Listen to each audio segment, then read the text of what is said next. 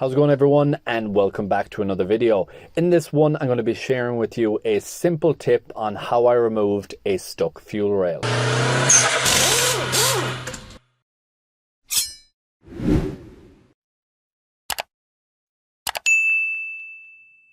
Now, while this tip is about how I removed a stuck fuel rail in a Volkswagen that I was working on recently, this does apply to other areas of the vehicle. You can use this tip across a wide variety of component removal when used the right way. So all you need is two standard pry bars, and you're going to be using one of them to lever against the other. One of them is going to be used as the base, as the solid structure, so you're going to need some part of the engine, or else you're going to need to prop it with a block of timber to have it as a solid base.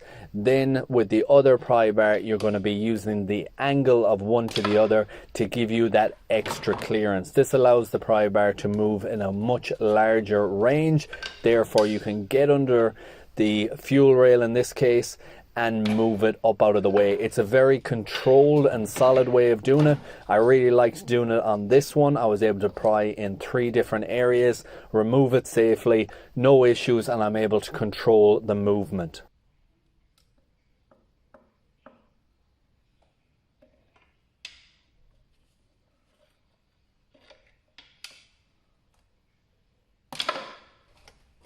And that is it, guys. That is as simple as they come. A nice easy tip. If you have a stuck fuel rail, you may be able to use this tip to remove it.